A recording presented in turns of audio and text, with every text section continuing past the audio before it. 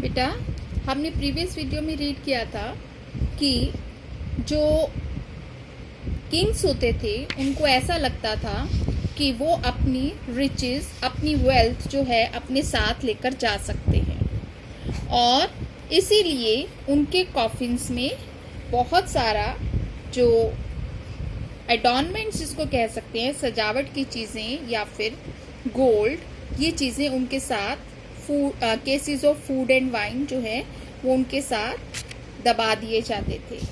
पर आपको भी पता है ऐसा कुछ नहीं है। तो तट की जो कॉफिन्स था, जो उसका बरियल चैम्बर था, वहाँ पर भी बहुत सा सामान था वो निकला। आपको बताया पिछली वीडियो में कि क्या क्या चीज़ें उनके साथ निकली थी, क्या क्या दबाई गई थी। तो आगे देखते हैं फिर क्या हुआ। To separate Tut from his adornments, Carter's men removed the mummy's head and severed nearly every major joint.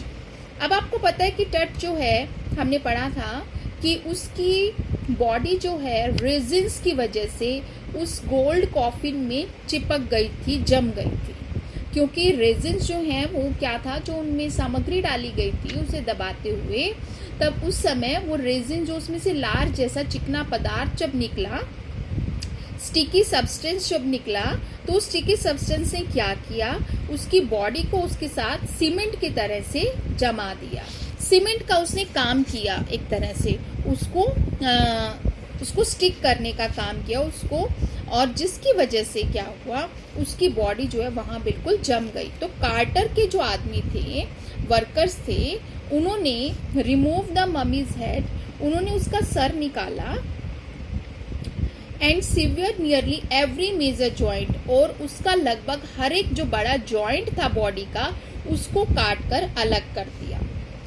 देखिए दोबारा, टू सेपरेट टट फ्रॉम हिज अडॉर्नमेंट्स, उसकी सजावट के सामान से अलग करने के लिए कार्टर के लोगों ने उसके सर को रिमूव किया और उसके बॉडी के हर एक मेजर जॉइंट को अलग किया।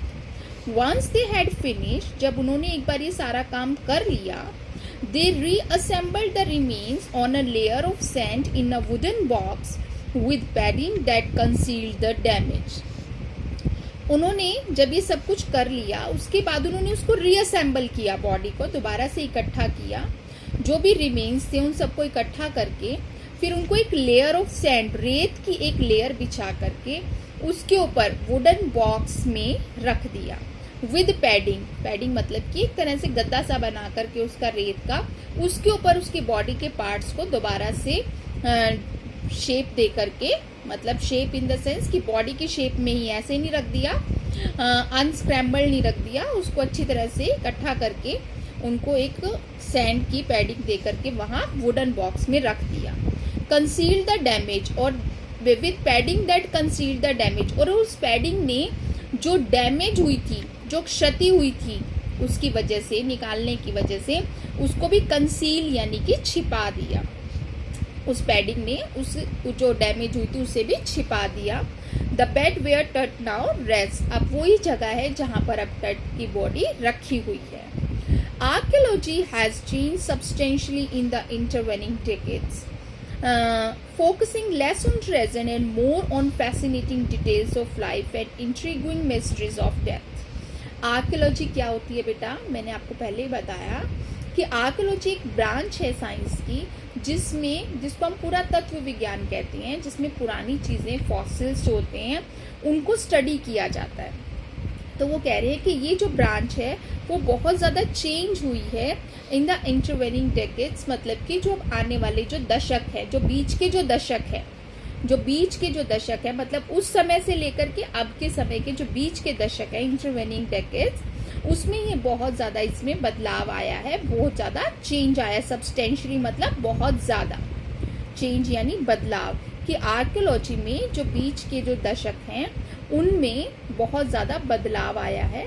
फोकसिंग लेस ऑन ट्रेजर, वो अब पहले क्या होता था, जो खजाना मिलता था उसके ऊपर उनका ध्यान ज़्यादा होता था, तो अब फोकसिंग लेस ऑन ट्रेजर, अब वो ट्रेजर यानी जो खजाना वहाँ मिलता है उसके ऊपर कम ध्यान देते हैं, और किसके ऊपर मोर, ज़्यादा किस पर देते हैं, on the fascinating details of life, कि उनके जीवन की डिटेल्स, वर्णन जो हमें आकर्षित करे, एंड इंट्रिग्विंग मिस्ट्रीज ऑफ डेथ, और जो जिज्ञासा पैदा करती हैं ऐसे रहस्य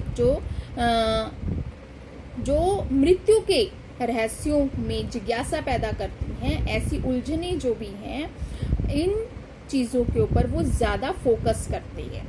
किसके ऊपर लेस करते हैं? ट्रेजर यानी खजाने के ऊपर कम ध्यान देते हैं, पर उनके जीवन, जो राजा दबे हुए हैं, उनके जीवन या उनकी मृत्यु से रिलेटेड कोई भी रहस्य है, उन उलझनों को सुलझाने की तरफ उनका फोकस ज़्यादा होता है।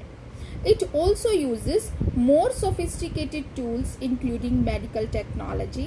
ये और भी ज़्यादा sophisticated यानी कि और complicated यानी कि नई तरह के औजार जो है वो यूज़ करते हैं, और इसमें मेडिकल टेक्नोलॉजी को भी यूज़ किया जाता है। तो बेटा in this video we'll be reading up to here.